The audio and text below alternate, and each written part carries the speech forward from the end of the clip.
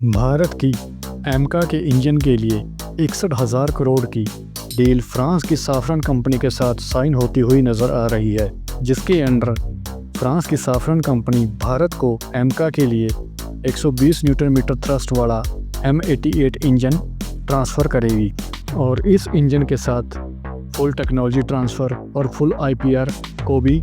इस डील में साइन किया जाएगा। वहीं DRDO ने भारत सरकार को इस डील के लिए आगाह करते हुए कहा है कि साफरन के साथ ये डील सोच समझकर की जाए, क्योंकि पास्ट में हुई भारत की साफरन के साथ डील्स में साफरन का ट्रैक रिकॉर्ड बहुत ही ख़राब रहा है। साफरन टेक्नोलॉजी और ट्रांसफ़र की डील तो साइन कर लेता है, मगर उसे कभी भी पूरा नहीं करता। शक्ति इंजन, जो कि भारत के ध्रुव हेलीकॉप्टर के लिए भारत ने साफरन से खरीदा था,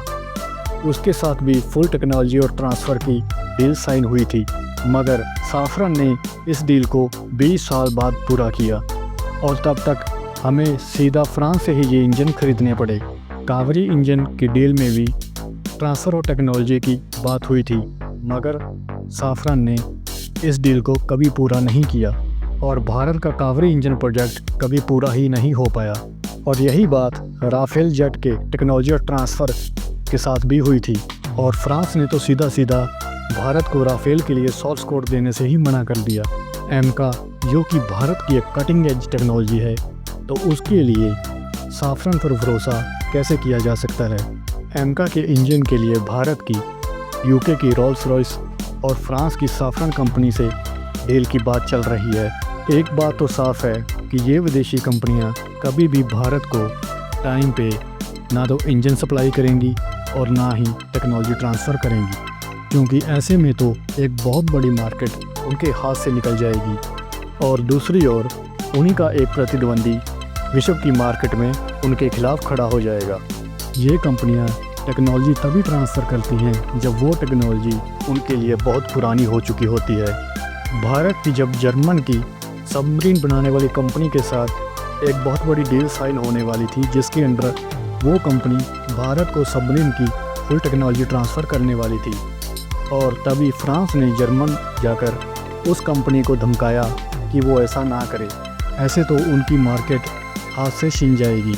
और फ्रांस ने इस डील को तोड़वा दिया। तो ऐसे में फ्रांस की साफरन कंपनी पर कैसे भरोसा किया जा सकता है। दूसरी ओर एमका के पहले बैच के लिए अमेरिकन GE कंपनी के जो F414 इंजन लगने हैं, क्या वो भी टाइम पे डिलीवर कर पाएंगे या नहीं, इसके लिए भी कुछ कहा नहीं जा सकता, क्योंकि ऑलरेडी टेचस के लिए F404 इंजन अमेरिका की GE कंपनी काफ़ी डिले कर चुकी है। तो टेक्नोलॉजी ट्रांसफ़र को लेकर हम किसी भी विदेशी देश पर भरोसा नहीं कर सकते। भारत को अपना फाइटर जेट बनाने से पहले इंजन बनाने पर ज़्यादा ध्यान देना होगा। यहाँ कुछ एक्सपर्ट्स का ये भी कहना है कि भारत को फ़िलहाल के लिए किसी देश से 5th जनरेशन फाइटर जेट लेके काम ख़त्म करना चाहिए और